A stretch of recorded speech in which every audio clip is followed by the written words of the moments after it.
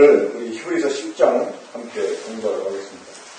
일단 인원이 많은 하시면 준비하신 풍성한 식탁과 함께 나누도록 하겠습니다. 히브리서 10장 1절부터 18절까지 공부합니다. 이 히브리서 10장 1절부터 18절까지는 우리가 복음을 처음 들을 때부터 자주 이렇게 다뤄지는 말씀이기 때문에 이 말씀은 그다지 어렵다는 생각이 들지 않을 수가 있습니다. 그런 몇몇 구절을 좀 중점적으로 살펴보면서 다시 우리들을 위한 이 우리 주님의 구속이 얼마나 위대한 일이었는지 다시 우리 마음에 깊게 새기는 그런 시간이 되었으면 좋겠습니다. 1절부터 18절까지 함께 저하고 교도하겠습니다. 히브리서 10장 1절부터입니다.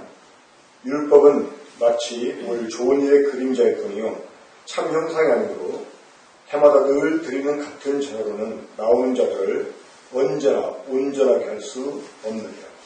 그렇지 아니하면 숨기는 자들이 한 번에 주변하게 되어 자신들을 피하는 일이 없으니 어찌 제사드리는 일을 그치지 아니하겠으며. 그러나 이 제사들에는 해마다 죄를 기억하게 하는 것이 있나니 이는 황소와 모세를 따라 이미 죄를 없애지 못하느라. 그러므로 주께서 세상에 임하실 때 이르시되 하나님이 제사와 예물을 원하지 아니하시고 오직 나를 위하여 한 놈을 예비하셨도다. 번제와 속죄제는 기뻐하지 아니하시나니. 이에 내가 말하기를 하나님이여 보시옵소서 두루마리 책에 나를 가리켜 기록된 것과 같이 하나님의 뜻을 향하러 왔나이다 하셨느니라. 위에 말씀하시기를 주께서는 제사와 예물과 번제와 속죄제는 원하지도 아니하시고 기뻐하지도 아니하시라 하셨고 이는 다 율법을 따라 드리는 것이라. 그 후에 말씀하시기를 보시옵소서 내가 하나님의 뜻을 향하러 왔나이다 하셨으니 그 첫째 것을 폐하시면 둘째 것을 세우려 하시니라. 이 뜻을 따라 예수 그리스도의 몸을 한 번에 내심으로 말미암아 우리가 거룩함을 얻었노라. 제사장마다 매일 서 섬기며 자주 같은 제사를 드리되 이 제사는 언제나 죄를 없게 하지 못하거니와 오직 그리스도는 죄를 위하여 한 영원한 제사를 드리시고 하나님 우편에 앉으사 그 후에 자기 원수들을 자기 발등상이 되게 할 때까지 기다리시나 그가 거룩하게 된 자들을 한 번의 제사로 영원히 온전하게 하셨느니라. 또한 성령이 우리에게 증언하시되 주께서 이르시되 그날은 그들과 서로 언약이 이것이라 하시고 내 법을 그들의 마음에 두고 그들의 생각을 기록하리라 하시네. 또 그들의 죄와 그들의 불법을 내가 다시 기억하지 아니라 하셨으니 이것들을 사하셨으며 다시 죄를 위하여 제사할 것이 없느니라.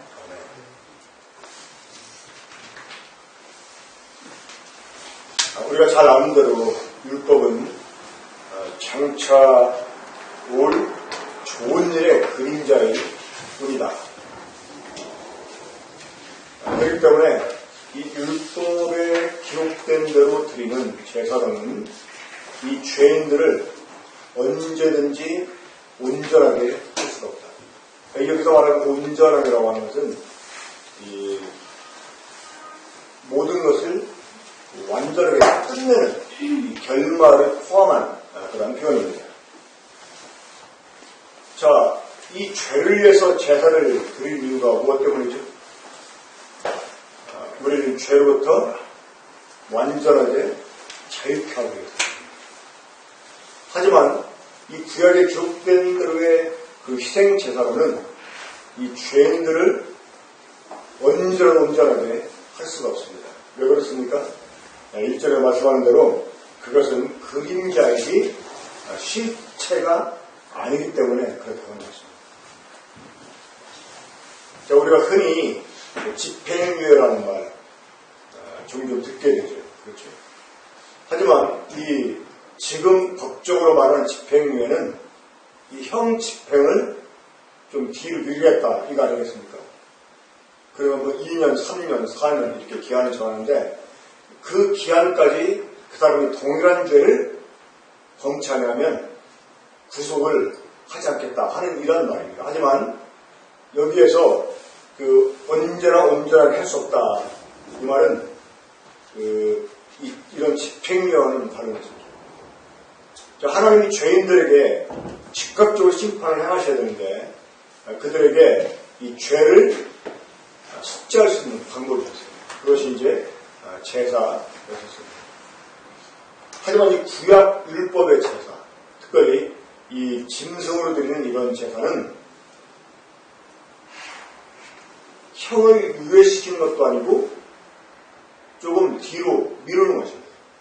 그러니까 장차 하나님께서 이 죄인들을 온전하게 하시기 위해서 이런 일을 하시겠다 하고 말씀해 주고 그 예표로 제사를 드리겠다습니까? 그래서 이제 이 하나님의 참된 어린 양 되시는 그리스도의 신 염소나 송아지의 피로 또는 양의 피로 그들의 죄를 위해서 제사를 드리겠습니다. 하지만 그건 예표였기 때문에 사람을 온전히 할 수가 없었어요. 그리고 이것은 정말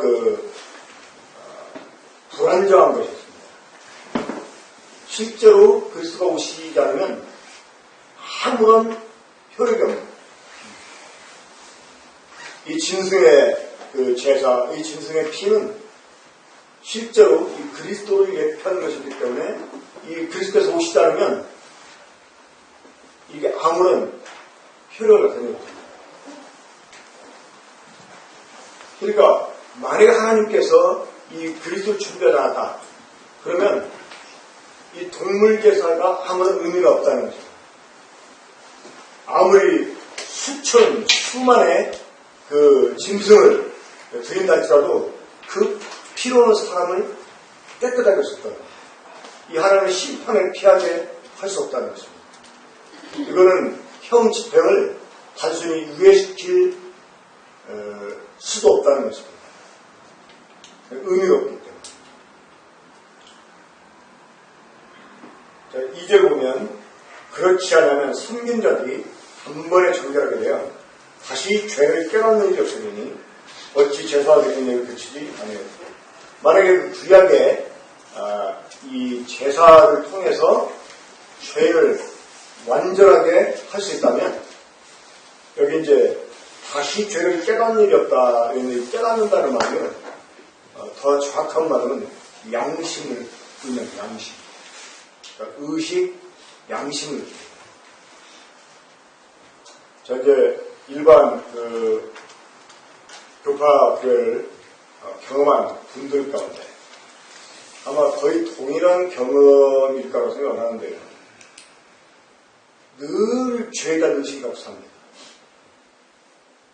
아무리 주님의 숙제에 관한 말씀 듣고 또 막 죄를 막 어제까지 지은 죄까지 다 자백하고 용서를 받은 것 같은 확신을 가졌다 할지라도요. 항상 마음 한구석에 이 죄가 웅크려 있는 것을 지어낼 수가 없어요. 늘 나는 죄이다 하는 이런 의식을 아예 밑바닥에 깔고 삽니다. 그러니까 이 죄로부터 완전하게 이 자유할 수가 없어요. 여러분 그런 경험 해보신 분들 아마 있죠. 저도 마찬가지입니다. 그러니까 이 짐승의 제사, 이 짐승의 피해 제사로 이 죄를 온전하겠다 그러면 그 사람은 양심까지도 완전해지셨다는 거죠. 양심까지. 제가 정말 이 죄 문제 때문에 이 자살도 심하고 막 해도 이 죄의식을 떨쳐버릴 수가 없는 거예요. 막 자살까지 결심하고 그러다가 이제 그리스도의 구원의 능력을 깨닫게 됐어요. 정말 이 그리스도의 피보다 큰 것이 없다는 거예요. 그러니까 이 세상 그 어떤 죄를 다 펴놔도 그리스도의 피보다 크지 않다는 것입니다. 그런데 여전히 자기 죄 때문에 고민하는 사람은 자신의 죄를 예수님 피보다 더 크게 생각하는 사람이라는 이런 그 내용을 제가 어떤 책에서 보였어요. 근데 제가 그런 사람이에요. 그러니까 이런 사람은 예수 믿는 게 아니라 하는데 제가 부인할 수가 없었어요. 정말 예수 믿는 거 두 번째라고 설할 정도로 아주 막 열심히 다녔는데 그런 사람 예수 믿는 게 아니에요. 근데 제가 그 사실을 인정할 수밖에 없었던 것은 무엇 때문입니까? 정말 그리스도의 보혈의 능력이 얼마나 흔지를 않았기 때문이었어요. 저는 그때 정말 죄에서 해방했어요. 그동안 저를 막 짓누르던 이 무거운 짐이 제 어깨에서 다 벗어나지 그런 느낌이 들고 내 영혼이 막 손톱처럼 갈려져서 정말 이 죄부터 자유케 됐다. 더 이상 죄가 나를 괴롭히지 못해. 다시 죄를 깨닫는 일이 없다. 이 말은 이제 죄를 지어놓고도 이건 죄가 아니야. 뭐 이런 식으로 뻔뻔스럽게 준다는 말이 아닙니다. 일단 이 죄를 끝내는 이 제사를 가진 사람은 이 양심으로부터도 자유롭게 된다고 하는 거죠. 이 다시 깨닫는 일이 없다. 이 말은 양심상 여전히 내가 죄인이다. 이런 의식을 갖지 않게 된다는 거죠. 자, 3절에 보면 이 구약의 제사들은 해마다 죄를 기억하게 하는 것이다. 자, 이 대제사장이 1년에 한 번씩 전체 백성을 위해서 대속죄를 행하게 되잖아요. 자, 작년 했는데 올해 또 해요. 이런 그 제사가 해마다 계속돼요. 또 개인적으로는 날마다 계속돼요. 그럼 그 제사가 사람들에게 생각나게 하는 것이에요. 무엇일까요? 자신의 죄입니다. 그러니까 제사를 드린다고 하는 것 자체가 보니까 나는 죄인이다. 이건 나는. 그러니까 이 사람은 영원히 죄로부터 자유할 수가 없어요. 그러니까 맨날 죄짓고 회개하고 죄짓고 회개하고. 심지어 제가 이제 이 교파에서 목회할 때 보면 어떤 집사 같은 경우는 주일날 교회에 오냐? 죄를 회개하던데. 그러니까 세상에서 일주일 동안 지금 죄 회개하라고 교회 온다는 거예요. 그러니까 이런 그 옛날 구약적인 사고방식을 갖고 있기 때문에 그런 것이죠. 그러니까 이런 그 구약의 제사는 도리어 사람들에게 죄를 생각나게 할 뿐이지 그 사람을 죄로부터 완전하게 자유케 하지는 못한다는 것입니다. 자, 이제 5절 이유를 보면 특별히 이제 5절을 봅니다. 5절 그러므로 주께서 세상에 오실 때 이르시되 하나님이 제사와 예물을 원하지 아니하시고 오직 나를 위하여 한 몸을 예비하셨다. 자, 이 말씀은 시편 40편 6절 말씀 이동한 말씀입니다. 그런데 좀 성경을 유심히 본 분들은 여기에서 좀 의아함을 떨쳐버리지 못할 것입니다. 왜 그럴까요? 이 히브리서 10장 5절 말씀은 아까 말씀드린 것처럼 시편 40편 6절 말씀을 인용한 건데요. 그 인용이 지금 우리가 갖고 있는 구약 성경과 동일하잖아요. 한번 찾아보겠습니다. 시편 40편 6절. 시편 40편 6절.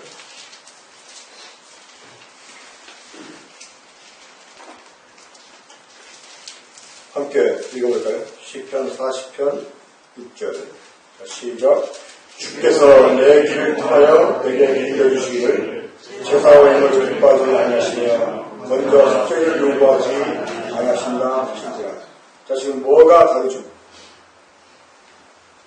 이 시편 40편 6절하고 히브리서 10장 5절 말씀하고, 자, 지금 히브리서 10장 5절 말씀은 이 시편 40편 6절 말씀 인용한 거거든요. 자, 어떤 내용이 다릅니까? 히브리서 10장 5절에서는 오직 나를 위하여 한 몸을 예비하셨다 하는 말씀인데 시편은 이 구절이 없어요. 그렇죠? 반대로 시편에서는 주께서 내 길을 통하여 하는 그 대목은 나오는데 이게 히브리서 10장 5절에서는 인용되지 않아요. 그래가지고 이것에 대한 여러 가지 이제 해석들이 있는데 첫 번째 이런 해석이 있습니다. 뭐냐면 지금 우리가 가지고 있는 이 구약성경은 마소라 사본이라고 하는 원문을 번역한 거예요. 마소라 사본. 그런데 이 신약성경이 기록될 때 사도들은 이 구약 히브리 성경을 헬라어로 번역한 성경 뭐라고 하냐? 70인. 이 70인역은 주전 약 한 3세기경에 번역이 된 거거든요. 그 당시 유대인들은 이 70인역 성경을 가지고 있었어요. 그리고 사도들도 이 70인역 성경을 보고 또 인용을 했어요. 그러니까 이 구약 마소라 사본에는 내 몸을 예배했다 하는 게 나오는데 70인역에는 이게 나온다는 거예요. 그러면서 신기했던 사람들은 이 70, 그 주전 약 3세기에는 기록이 기 때문에 이게 후에 추적될 수가 없다. 하지만 마소라 사본은 최대 AD 10세기경에 나왔기 때문에 오히려 유대인들이 예수님의 그 메시아 성을 지워버리기 위해서 일부러 그렇게 변절시켰다. 또 이렇게 말하는 사람도 있어요. 하지만 의외로 또 70인역 성경을 신뢰하지 않는 이런 학자들도 있습니다. 하지만 많은 경우에 좀 지혜로운 그 성경학자들이요, 이 구절을 아주 절묘하게 조화를 시켜서 해석을 합니다. 우리말 성경은 주께서 내 귀를 통하여라고 말하고 있는데 그 영어 성경을 보면 주께서 내게 열린 귀를 주셔서 이렇게 표현합니다. 그러니까 내 귀를 통하여서가 아니라 내게 열린 귀를 주셔서 열린 귀를 주셔서. 자, 열린 귀. 어떤 게 열린 귀일까요?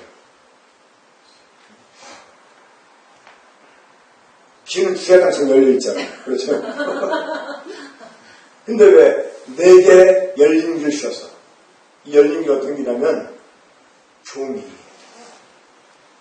이제 종의 기간이 끝나서 주인으로부터 자유할 수가 있어요. 근데 그 종이 주인을 사랑해서 나는 당신의 영원한 종이 되겠습니다. 라고 맹세하고 하는 행동이 있습니다. 어떤 행동입니까?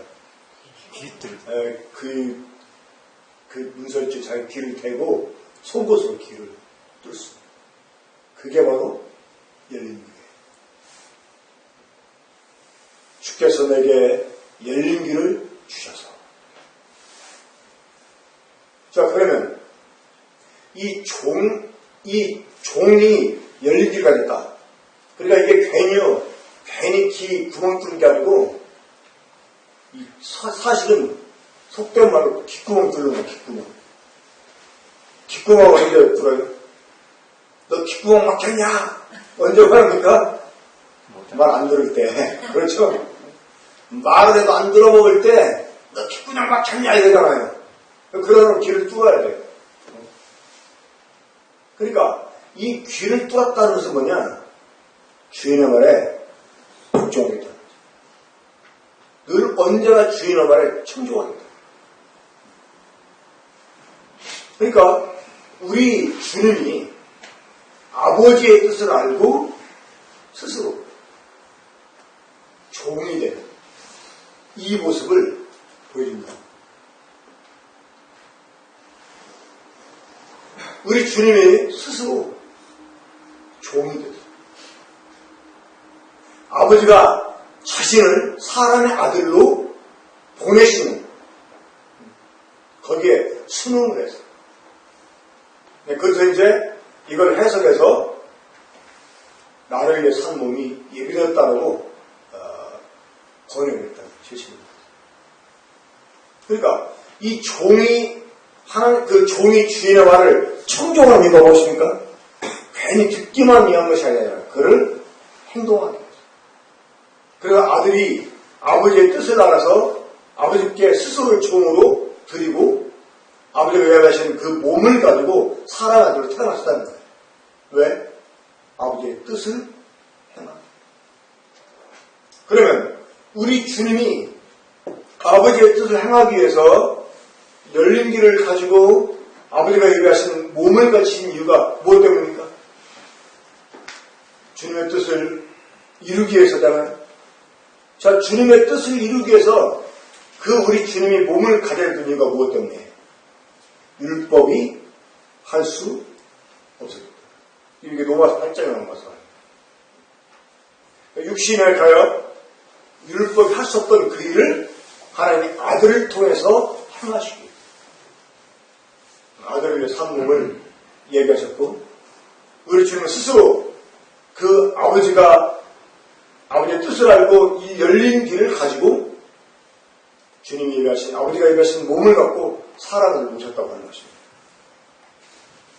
자, 히브리서 10장 9절 말씀입니다. 그의 말씀하시기를 보시옵소서 내가 아버지의 뜻을 행하러 왔나이다 하셨으니 그 첫째 것을 폐하시면 둘째 것을 세우리라 하십니다. 그러니까 그 첫째 것 가지고는 아버지의 뜻을 행할 수가 이룰 수가 없었어요. 그래서 그 사람들을 향한 아버지의 뜻을 이루시기 위해서 아들이 스스로 종이 돼서 아버지께서 몸을 갖고 이 땅에 오셨다고 합니다. 그러니까 그 열린 길을 주셔서 이 말과 한 몸을 예배했다 하는 말과 사실은 의미상 통한다고 하는 것입니다. 그렇기 때문에 초대교회 당시에 유대인들이 이해했던 그 구약의 내용과 때로는 그 다른 여러 사본들과 좀 내용이 상이한 점이 있다 할지라도 그것이 의미상 크게 다르지 않다 하는 것을 우리가 이해하고 넘어가야 되겠습니다. 그러니까 하나님이 더 이상 어떤 번제나 속죄제를 기뻐하지도 않으시고 원하지도 요구하지도 않는 그 이유가 무엇 때문입니까? 그거는 백날 드려봐야 안 돼요. 그래서 하나님께서 그 일을 이루시기에 친히 아들을 어린 양으로 준비하셨기 때문에 이제 더 이상 요구치 않는다는 거예요. 그러니까 그런 아버지의 뜻을 아들이 알고 스스로 종행체를 가지고 사람이 되신 거예요. 바로 히브리서 10장 5절 말씀이 그것을 의미하는 것입니다.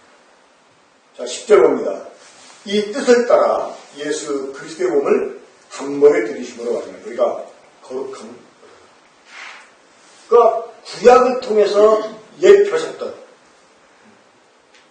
그 실체가 이제 그림자의 실체가 오셨다.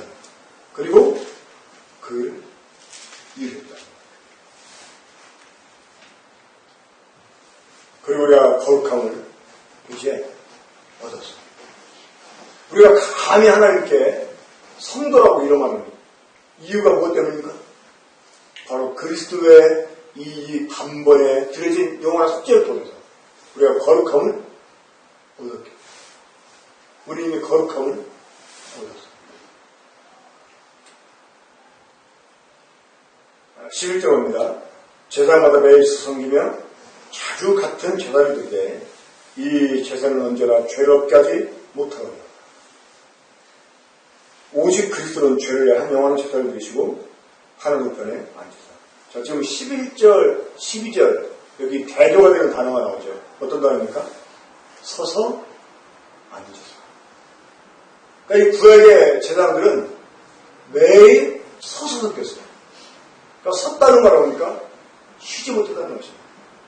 왜? 그 구약의 제사로는 죄를 없애셨기 때문에 이것도 하나의 그 그림자로서 예표로 드려진 것이기 때문에 이 제사를 계속 끊임없이 드려야 못했다고 합니다. 이 죄로부터 쉼을 가졌었거든요. 하지만 우리 주님은 한 영원한 제사를 드리시고, 그러니까 한 번에 단번에 영원한 제사를 드리시고 하나님 편에 앉으셨다. 자, 앉으신 이유가 무엇 때문입니까? 이제 더 이상 죄를 위해서 제사 드릴 일이 없는 거예요. 그러니까 우리가 흔히 이제 우리의 그 죄를 우리 주님이 단번에 영원히 속죄했다라고 말할 때 이런 표현을 씁니다. 우리의 과거의 죄, 현재의 죄, 미래의 죄까지 다 우리 주님이 담당해 주셨다. 이렇게. 그래가지고 이 아담 때부터, 저도 이제 보험자들 그렇게 표현합니다. 아담 때부터 우리 주님이 오시는 날 마지막으로 응애하고 태어날 아기들의 모든 죄까지 십자가에서 주님이 다 담당해 주셨다. 이렇게 표현합니다. 그런데요, 사실은 이것은 사람들을 이해시키기 위한 표현이고, 하나님 측면에서 보면, 자, 저를 따라 한번 해보세요. 영원은 시간이 아니다. 여러분, 영원은 시간이 아니에요. 영원 전의 나를, 영원 후, 영원 전일수록 영원이 아니지. 그렇잖아요? 영원 후가 있는 게 아니에요. 영원은 여러분, 시간이 아니에요. 그럼 영혼은 항상 현재. 우리가 지금 시간 속에 있으니까 과거, 현재, 미래 이렇게 말하잖아요. 그렇죠? 하지만 영혼은 시간이 아니에요. 야고보서 1장에 하나님에 대해서 표현할 때 뭐라고 표현합니까?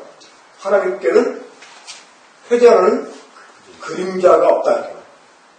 자, 회장하는 그림자가 뭡니까? 이게 지금 해시계를 가리키는 거예요. 이 해가 딱 그 넘어가면서 이 해가 이렇게 지나는 걸 따라가지고 그림자가 이렇게 딱 돌아가잖아요. 그건 지구가 도는 거예요. 이거 뭡니까? 그러니까 회전하는 그림자는 뭐를 가리켜요? 이게 지금 시간을 가리켜요, 시간. 근데 하나님께는 시간이 있다, 없다? 없다. 그러니까 이분은 시간 속에 있는 분이 아니라는 것입니다. 그러니까 이 말은 다시 말하면 영원한 시간이 아니다. 그 말이에요. 항상. 그러니까 우리 주 예수님께서 십자가를 거기 죽으실 때 어쩌면 아담의 범죄도 하나님 앞에는 현재예요. 그렇죠? 먼 미래에도 하나님께는 현재인 거예요.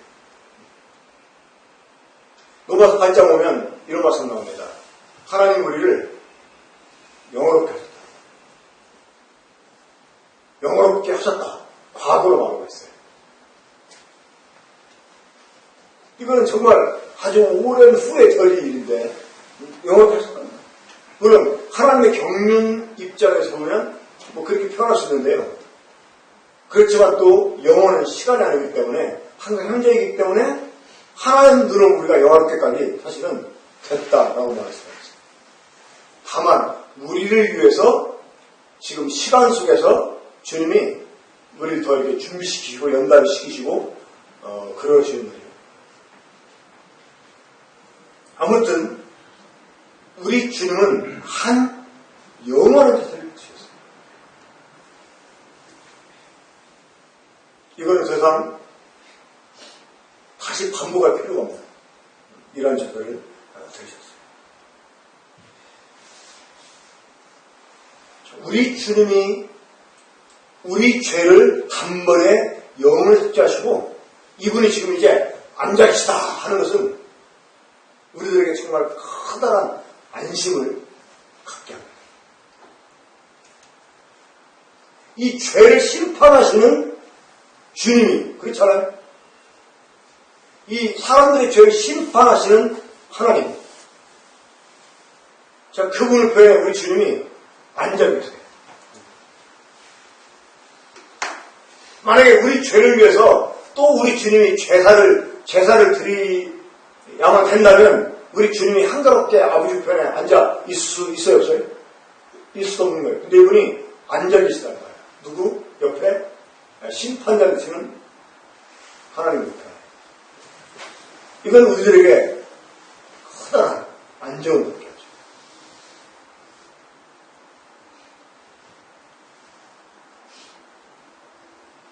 이간 18절입니다. 이것들을 사실은즉 다시 죄를 위하여 제사드릴 것이 없느니라. 이미 단번에 영원히 우리의 모든 속죄가 이루어졌기 때문에 더 더 이상 죄를 위해서 제사 드릴 것이 없다는 거예요.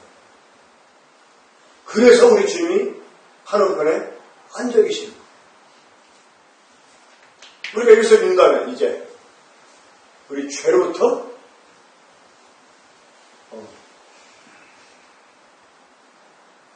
안정을 갖고 우리가 하늘편에 앉아서 쉼을 누리면 됩니다. 수가공복은 짐녀다가 다 내게로 오라 내가 너를 쉬게 하리라.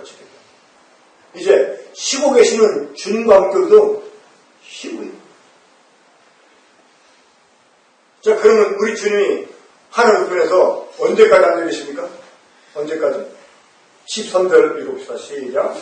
그 후에 자기 원수들을 자기 발등상에 내게 하실 때까지 기다리시다니. 자, 우리 주님의 원수. 우리 주님의 원수가 있죠. 원수들이 있습니다. 원수들이. 이 우리 주님의 원수들이 주님의 발등상이 되게 하게 이 발등상에 되게 하는 건 무엇입니까? 주님의 발 밑에 있게 한다는 말이에요. 주님이 완전히 그것들을 짓밟아 버린다는 그런 의미가 됩니다. 자, 우리 주님이 재림하시면 가장 먼저 불못에 던지는 존재가 있어요. 누구일까요? 바로 적 그리스도와 거짓 선지자. 이 적 그리스도 거짓 선지자는 100% 심판도 안 받고 불못에 던져져요. 그리고 이 마귀와 그의 사자들이 무적에서 천년 동안 갇히게 되잖아요. 그런 다음에 잠깐 풀려나서 어떻게 합니까? 나중에 이제 그들도 불못에 던져지게 돼요. 자, 이게 이제 두 번째 옷을 갖는 것이고, 세 번째는 생명체를 기록되지 못한 사람들의 영이 또 사람들이 던져지게 돼요. 마지막에는 이 사망 음부가 불못에 던지게 돼요. 그러니까 다시 말하면 하나님의 진짜 원수 뭐죠? 죄와 사망입니다. 그것들이 하나님의 그 심판을 받고 완전히 멸해질 때까지 주님이 기다리신다. 그러면서 뭐 하십니까?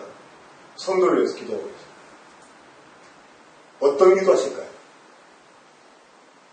주님이 이 원수를 짓밟으시는데 사실은 누구를 통해 짓밟을까요? 주님의 몸인 교회를 통해서 이 원수들을 짓밟고 있어요.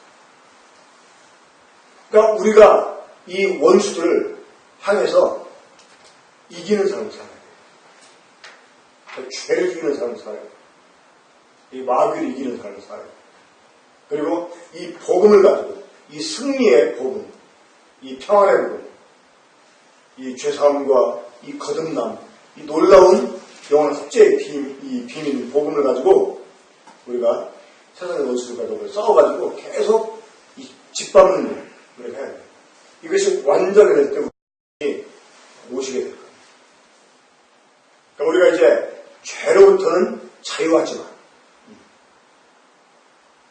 이제 이기신 주님을 힘입어 이 원수들을 짓밟는 이런 삶을 우리가 주님과 더불어 살아가야 되는 거죠. 이런 삶을 우리가 살아가야 되는데 여전히 다시 동물제사로 살아가서 여전히 다시 늘 죄에 막 붙들려가지고 죄 졌다 회개했다 이런 거 반복하는 이런 어리석은 우리가 범죄 말하겠고 오히려 참 여기에서 우리가 이것들을 넘어서서 오히려 원수를 짓밟는 이런 승리의 삶을 우리가 살아야 됩니다. 이것을 격려하기 위해서 히브리서가 기록이 되었다라고 말을 드렸습니다.